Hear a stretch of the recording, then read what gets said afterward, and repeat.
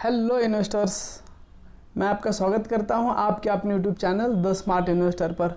दोस्तों, आज हम बात करेंगे ज़ोमैटो के ऊपर। ज़ोमैटो का कल क्वार्टरली रिजल्ट आया है और एक बहुत बड़ी न्यूज़ भी आई थी, उसी वजह से प्राइस ने इतना स्पाइक दिया था।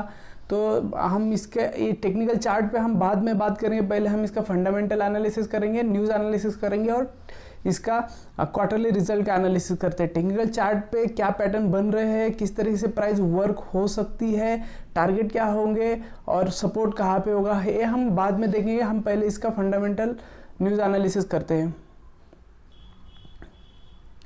तो हम इसको पिछले क्वार्टर से इस क्वार्टर को कंपेयर करते हैं हम।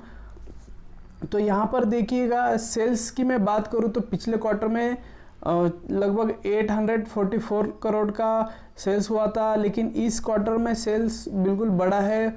1024 करोड़ का सेल बढ़ गया है।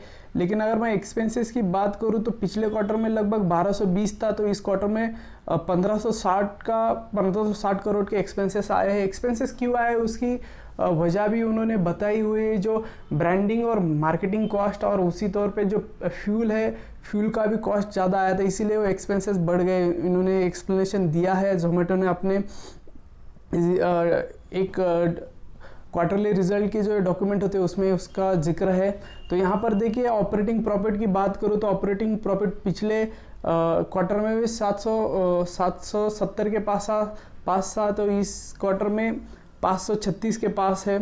तो ऑपरेटिंग प्रॉफिट भी बहुत बड़ा घट रहा है। यहाँ पर अगर मैं प्रॉफिट की बात करूँ तो यहाँ पर देखिए, पिछले क्वार्टर में -356 था, तो इस क्वार्टर में -430 हुआ है।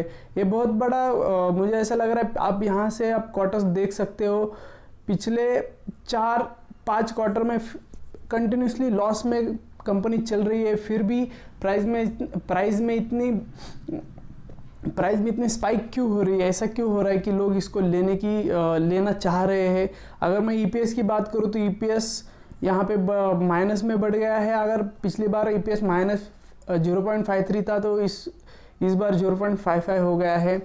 तो ये तो थी इसकी इस क्वार्टर की। एक क्वार्टर बिल्कुल इनके लिए बहुत ही बुरा गया है, 430 करोड़ का घाटा है। तो इसके हम प्रॉफिट एंड लॉस देखते हैं, शेयर कैपिटल देखते हैं इसका। ईयर ऑन ईयर हमें चेक करने की ज़रूरत नहीं, हम बैलेंस शीट देखेंगे पहले। यहाँ पर आप बैलेंस शीट में एक चीज़ आपको फंडामेंटल एनालिसिस में आनी चाहिए। शेयर कैपिटल आप यहाँ पर देखिए, 174, 244, 252 और 455। गाइज, ये बहुत ही गलत बात होती है किसी भी कंपनी के लिए जब शेयर कैपिटल बढ़ता है। शेयर कैपिटल बढ़ना एक अच्छी बात नहीं होती है। इसका फ़ायदा शेयरधारकों को बिल्कुल नहीं मिलता है। जितना शेयर कैपिटल कम होगा उतना फ़ायदा शेयरधारकों को ज़्यादा मिलता है। ये मेरे को गलत चीज़ लगी, इसलिए मैंने आपको दिखाई। बाकी चीज़ें देखने की ज़रूरत नहीं है हमें। यहाँ पर दूसरी चीज़ देखते हैं, नीचे यहाँ पर देखिए, कैश फ्लो भी लगभग ईयर ऑन ईयर की बात करूँ तो ईयर ऑन ईयर में बढ़ गया है यहाँ पर।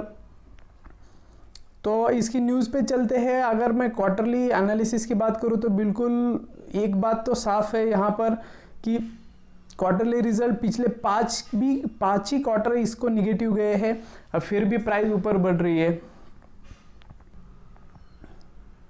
यहाँ पर आप देख सकते हो, ज़ोमैटो बिल्कुल ये 2-3 कंपनीज है, ये शिपरॉकेट, मैजिक पिन और एक क्योरफिट।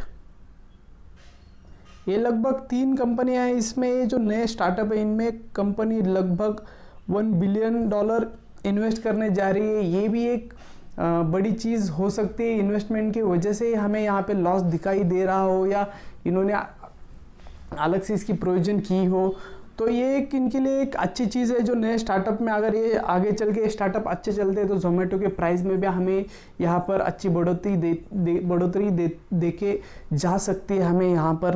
तो ये एक न्यूज़ थी, इसी वजह से प्राइस में स्पाइक आया था, ऐसा कुछ अलग से नहीं था। अगर मैं राकेश झुनझुनवाला जी का यहाँ पर स्टेटमेंट कोट करता हूँ तो यहाँ पर आप देखिए, इसके वैल्यूएशन बहुत ही बुरे इन द सेंस कि हाई वैल्यूएशन पे प्राइस है, फिलहाल फेयर वैल्यूएशन पे प्राइस नहीं है। प्राइस में हड़बड़ी में खरीदारी करने की ज़रूरत नहीं है। प्राइस को ठंडा होने दीजिएगा, बिल्कुल नीचे आएगी प्राइस। चलिए चलते टेक्निकल चार्ट पे चलते।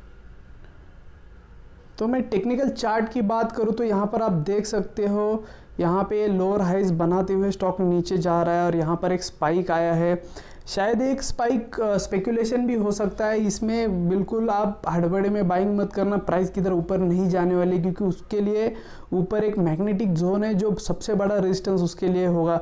जब भी प्राइस 151 को क्रॉस करेगी तभी जाके आप बाइंग के लिए सोचना। बिल्कुल फिलहाल अभी बाइंग के लिए बिल्कुल नहीं सोचना है हमें।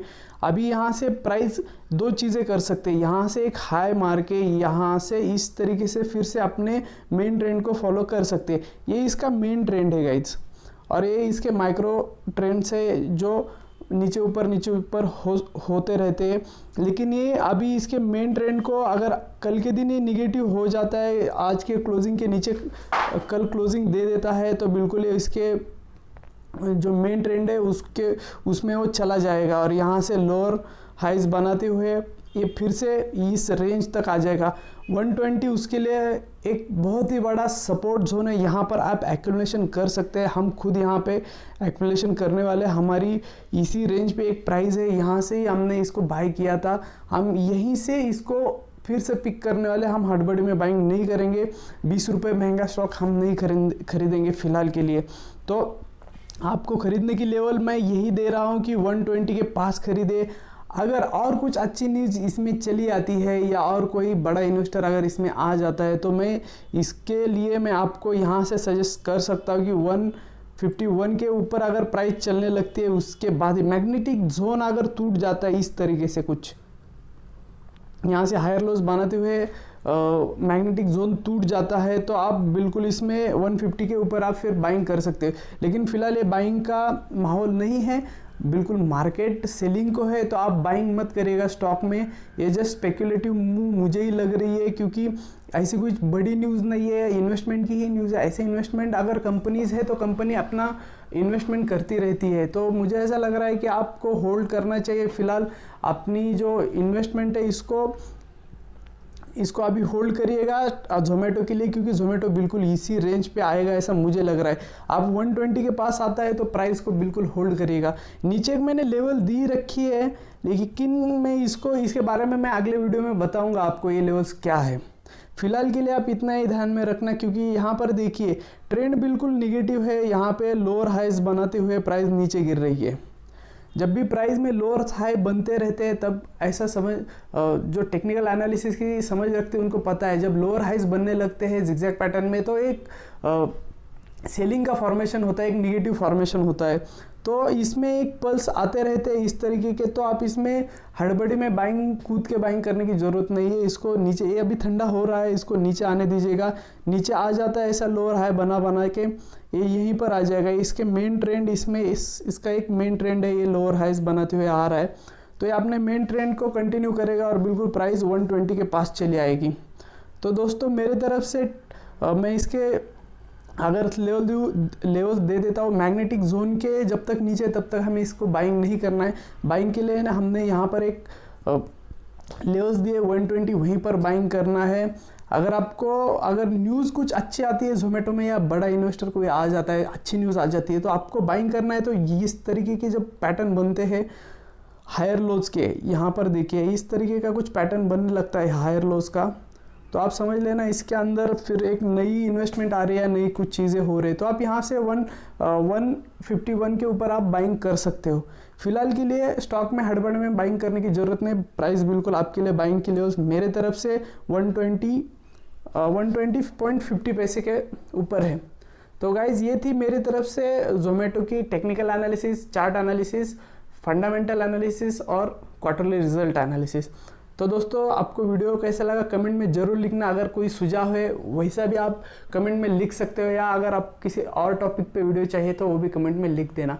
आपको वीडियो अच्छा लगा तो वीडियो को लाइक कीजिए और चैनल को सब्सक्राइब कीजिए। तो thank you for watching my video, thanks a lot.